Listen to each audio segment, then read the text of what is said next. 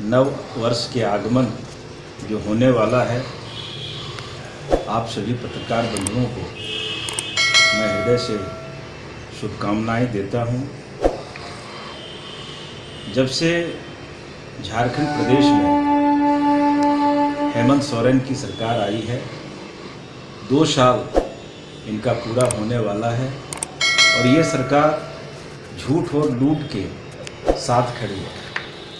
कहने का मतलब ये है कि 2 साल तक इन्होंने क्षेत्र की जनता के साथ, क्षेत्र के नौजवानों के साथ, क्षेत्र के किसानों के साथ, क्षेत्र के आदिवासियों के साथ, क्षेत्र के दलितों के साथ और क्षेत्र के आम आवामों के साथ धोखा देने का काम किया है। राज्य में ऐसे मुख्यमंत्री काम कर रहे हैं जो जनहित तक को ताक पर रखकर काम कर रहे हैं।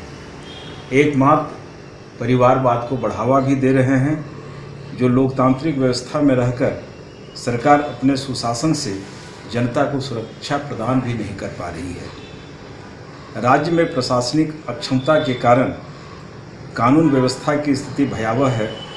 राज्य की जनता डर और भय के माहौल में जी रही है। 3200 से अधिक बलात्कार, 3486 हत्याएं, 224 डकैती एवं 1271 लूट के मामले राज्य के ध्वस्त कानून व्यवस्था की पोल खोलती है। राज्य में उग्रवादी घटनाओं का बढ़ना सरकार की बड़ी नाकामी है। इस सरकार में उग्रवादियों के हौसले इतने बुलंद हैं कि राजधानी रांची में राजभवन की दीवारों पर नक्सलियों द्वारा धमकी भरे पोस्टर चिपका दिए जाते हैं। अपराध एवं नक्सल पर नियंत्रण में विफल पुलिस प्रशासन राज्य सरकार के इशारे पर भारतीय जनता पार्टी के नेताओं एवं कार्यकर्ताओं पर फर्जी मुकदमे दर्ज करा रही है। राज्य सरकार विद्वेष एवं दुर्भावना की राजनीति कर रही है, जिसके परिणाम स्वरूप भाजपा नेताओं की लगातार हत्याएं हो रही हैं।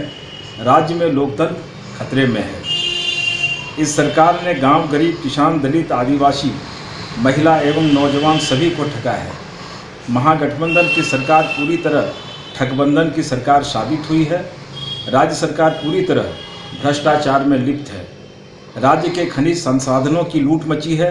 उद्योग धंधे चौपट हो गए हैं, परंतु स्थानांतरण, पदस्थापन, उद्योग चौतरफा फल फूल रहा है। सत्ता के संरक्षण हेमंत सरकार द्वारा घोषित नियुक्ति वर्ष में राज्य के बेरोजगारों, युवक युवतियों सबसे ज़्यादा प्रताड़ित हुई हैं। यह वर्ष नियुक्ति देने वाला नहीं बल्कि नियुक्ति छीनने वाला वर्ष साबित हुआ है। नए विज्ञापन निकले नहीं, बल्कि जिन पूर्व विज्ञापनों की परीक्षाएं हो चुकी थी उन्हें रद्द कर दिया जाता है। नियोजन नीति भाषा विवाद में उलझ कर रह गई है। जेपीएससी की पीटी परीक्षाओं ने तो भ्रष्टाचार की सारी सीमाएं लांघ दी है।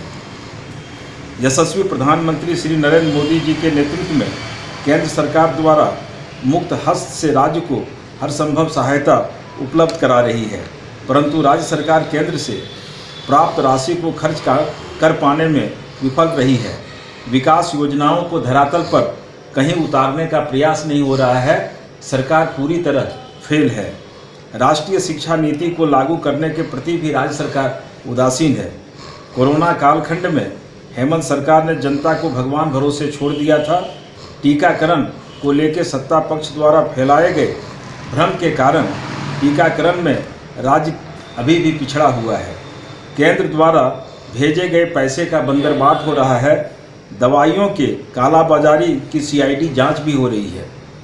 राज्य की होनहार रूपा तिर्की हो या धनबाद के जज उत्तम आनंद, इनकी हत्या में राज्य को शर्मसार किया है। संवैधानिक संस्थाओं पर भी अवमानना करना राज्य सरकार की आदत बन गई है। इसलिए भारतीय जनता पार्टी ने सशक्त विपक्ष के रूप में जनता की आवाज़ बनकर पार्टी ने सड़क से सदन तक सरकार को घेरने का काम किया है।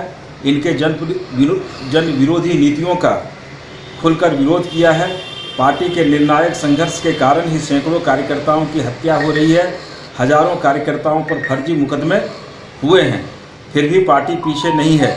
भारतीय जनता पार्टी राज्य गठन की प्रसव पीड़ा को झेली है, क्योंकि जब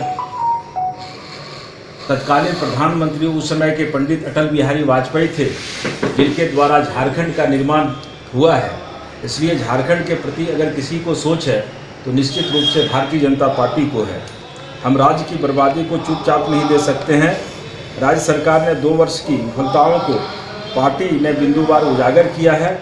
ये सरकार 2 साल झूठ और लूट के पायदान पर खड़ी है, जिससे झारखंड का विकास होने वाला नहीं है। धन्यवाद।